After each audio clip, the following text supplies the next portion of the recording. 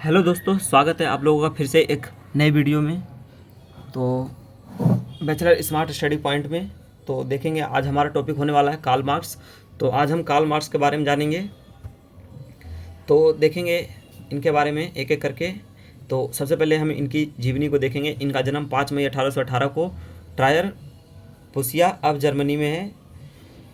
तो इनकी मृत्यु 14 मार्च 1883 लंदन इंग्लैंड में हुआ था। और इनकी प्रमुख दार्शनिक, अर्थशास्त्री, राजनीतिक सिद्धांतकार और समाजशास्त्री। मार्क्स ने अपनी अधिकांश कार्यों के माध्यम से सामाजिक वर्गों, सामाजिक संघर्ष और समाजवादी क्रांति के सिद्धांतों को प्रमुखता दी। फ्रेडरिक एंगल्स के साथ मिलकर मार्क्सवादी की नींव रखी। इनके प्रमुख कार्य देखेंगे। कम्युनिस्ट घोषणा पत्र मैनिफेस्टो 1848 में प्रकाशित। इसमें मार्क्स और एंगल्स ने पूंजीवाद और साम्यवाद के बीच संघर्ष को व्याख्यायित किया है। तो पूंजी यह मार्क्स का सबसे बड़ा महत्वपूर्ण और प्रभावशाली कार्य है, जिसमें उन्होंने पूंजीवाद की आलोचना की और इसके आर्थिक और सामाजिक परिणामों का विश्लेषण किया। तो इनके बारे में हम तीसरा पॉइंट देखेंगे, मार्क्स का समाज का विश्लेषण। तो वर्ग संघर्ष। मार्क्स का मानना था कि इतिहास हमेशा वर्ग संघर्ष का परिणाम होता है, जैसे कि पूंजीपति, बुजुर्गा और श्रमिक वर्ग के बीच संघर्ष। तो सामाजिक संरचना दो मुख्य भागों में विभाजित किया, तो आधार और परिसर। तो आधार में अर्थव्यवस्था का ढांचा जो उत्पादन संबंधों और उत्पादन शक्ति पर आधारित होता है, और परिसर राजनीतिक और कानूनी संस्थाएं, धर्म, संस्कृति, शिक्षा आदि जो आधार पर आधारित होती है। इनके बारे में नेक्स्ट पॉइंट देखेंगे, ऐतिहासिक भौतिकवाद, हिस्टोरिकल मेटेरियलिज्म। तो मार्क्स ने समाज के विकास को भौतिकवादी दृष्टिकोण से देखा। उनका मानना था कि आर्थिक संरचना, वस्तु उत्पादन, श्रमिक और मालिकों के संबंध समाज की अन्य संस्थाओं को निर्धारित करती है। समाज का विकास आर्थिक परिवर्तन के माध्यम से होता है और यह वर्ग संघर्ष के परिणाम स्वरूप बदलता है। तो आज हम देख रहे हैं ना, जो ये कार्ल मार्क्स के बारे में, ये आप BA ऑनर्स पॉलिटिकल साइंस ले रखे होंगे, तो आपके पास एक टॉपिक सेमेस्टर 5 में वेस्टर्न पॉलिटिकल फिलोसफी में आपको ये पढ़ने को मिलेगा। और यदि आप UPSC की तैयारी कर रहे हैं तो ये शॉर्ट नोट्स है UPSC वालों के लिए। और यदि आप CUET PG की तैयारी कर रहे हो तो आपको इस थ्योरी में से ही, जो इसके हम थ्योरी कह सकते हैं, और इसी थ्योरी में से वो MCQ बनाएंगे। तो हमने देख लिया ना ऐतिहासिक भौतिकवाद को। तो नेक्स्ट हम देखेंगे पूंजीवाद का विश्लेषण। तो पूंजीवाद की विशेषताएं। पहला, निजी संपत्ति, उत्पादन के साधनों पर कुछ लोगों का नियंत्रण होता है। मुनाफे पर आधारित व्यवस्था, श्रमिकों के श्रम से लाभ अर्जित करना, श्रम का अलगाव, श्रमिक अपने काम से आत्मसंतोष नहीं पाता और श्रमिक को अपनी मेहनत का पूरा मूल्य नहीं मिल पाता। और चौथा देखेंगे मजदूरी श्रम। तो श्रमिक को न्यूनतम मजदूरी देकर उनका शोषण और बाजार आधारित अर्थव्यवस्था, मांग और पूर्ति के नियमों से संचालित। अधिशेष मूल्य, पूंजीपति श्रमिक से ज़्यादा काम करवाते हैं लेकिन श्रमिक को सिर्फ न्यूनतम मजदूरी देते हैं। श्रमिक के श्रम से जो अतिरिक्त मूल्य उत्पन्न होता है वह पूंजीपति हड़प लेते हैं। यही शोषण का मूल कारण है। तीसरा, पूंजीपति की अंतर्निहित कमजोरियां। तो आर्थिक संकट और असमानता और वर्ग संघर्ष। तो आर्थिक संकट, अति उत्पादन के कारण मंदी, असमानता, धनी और गरीब के बीच खाई बढ़ती है। और वर्ग संघर्ष, श्रमिक और पूंजीपति के बीच संघर्ष अपरिहार्य।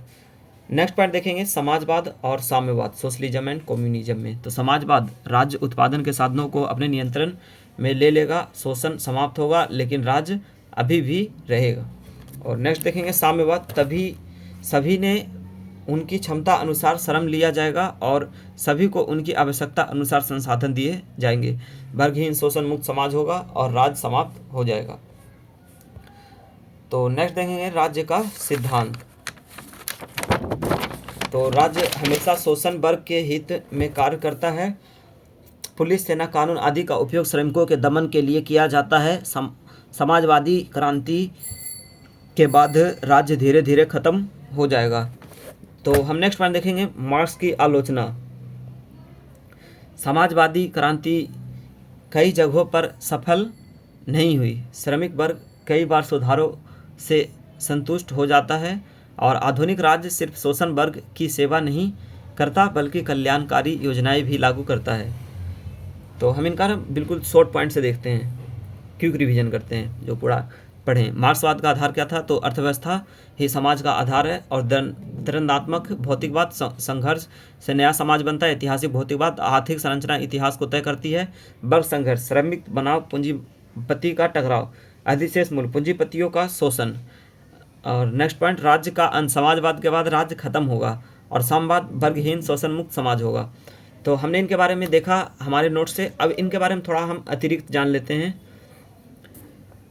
तो इनका जो मार्क्सवाद था, तो मार्क्सवाद के विचारों को मार्क्सवाद के नाम से जाना जाता है, जो समाज, अर्थशास्त्र और राजनीति के बारे में उनकी सामूहिक समझ को दर्शाता है। इनका वर्ग संघर्ष शायद हमने बताया, नहीं बताया हूँ तो फिर से देख ले। मार्क्सवाद का मानना था कि समाज में वर्ग संघर्ष होता है जिसमें पूंजीपति और वर्ग, ये तो मैं अभी बताया हूँ। वैज्ञानिक समाजवाद, मार्क्स को वैज्ञानिक समाजवाद का जनक भी माना जाता है क्योंकि उन्हें समाजवाद के सिद्धांतों को वैज्ञानिक तरीके से प्रस्तुत किया है। इनके बारे में अन्य महत्वपूर्ण बातें देख लेते हैं। मार्क्सवाद ने अपने जीवन का अधिकांश समय पेरिस, ब्रुसेल्स और लंदन जैसे शहरों में बिताया। उन्होंने 1843 में जेनी वॉन वेस्टफेलन से शादी की और उनके 7 बच्चे थे। मार्क्स के विचारों को दुनिया भर में अलग अलग तरीक़ों से समझा और व्याख्या किया जाता है। तो हमने आज देखा, और ये मार्क्स एक समाजवादी विचारक थे और यथार्थ पर आधारित समाजवादी विचारक के रूप में जाने जाते थे। सामाजिक राजनीतिक दर्शन में मार्क्सवाद उत्पादन के साधनों पर सामाजिक स्वामित्व द्वारा वर्गहीन समाज की स्थापना के संकल्प संवाद विचारधारा थे। मार्क्सवाद का जनक मार्क्स ही हैं। और मार्क्सवाद का दूसरा नाम साम्यवाद या मार्क्सवाद एक ही विचारधारा के 2 नाम हैं। मार्क्सवाद के 7 तत्व देख लेते हैं। समान आलोचना, ऐतिहासिक भौतिकवाद, ऐतिहासिक नियतवाद, व्यक्तिगत अधिकारों का दमन, आर्थिक 5 मूल्यों का श्रम सिद्धांत, 5 विकृत या अनुपस्थित मूल्य संकेत, 5.3 प्रोत्साहित की कमी, 5.4 मतलब इनका पॉइंट चल रहा है असंगति, और 5.5 में अप्रासंगिकता। 5वें पॉइंट पे 5 पॉइंट है। 6ठा पॉइंट सामाजिक और 7वां पॉइंट ज्ञान मीमांसा। तो मार्क्सवाद के आलोचक भी रहे हैं जैसे शिव सिंह चौहान और शिव कुमार मिश्रा। तो हमने देखा कार्ल मार्क्स के बारे में। मार्क्स के अनुसार राज्य क्या था? तो मार्क्स ने यह माना कि राज्य एक ऐसा यंत्र या साधन है जिसके द्वारा आर्थिक रूप से प्रभुत्वशाली वर्ग दूसरे वर्गों का दमन कर सकता है। इसलिए हर राज्य वर्ग तानाशाही का उदाहरण है। यहाँ सर्वहारा के फायदों का मतलब यह है कि क्रांति के फायदों का सुरक्षित रखा जाए और बुजुर्गा वर्ग की प्रति क्रांति को रोका जाए। तो हमने देखा कार्ल मार्क्स के बारे में। हम नेक्स्ट टॉपिक लेके आएंगे जो कि लास्ट टॉपिक रहेगा वेस्टर्न पॉलिटिकल फिलोसफी का। हमने आगे कई सारे टॉपिक करवा चुके हैं। तो अगला टॉपिक हमारा जॉन रॉल्स रहने वाला है जो कि हम जल्द ही वीडियो लेके आएंगे। तो यदि आप लोगों को वीडियो अच्छा लगा हो या चैनल पे नए हो तो लाइक करें, सब्सक्राइब करें। धन्यवाद।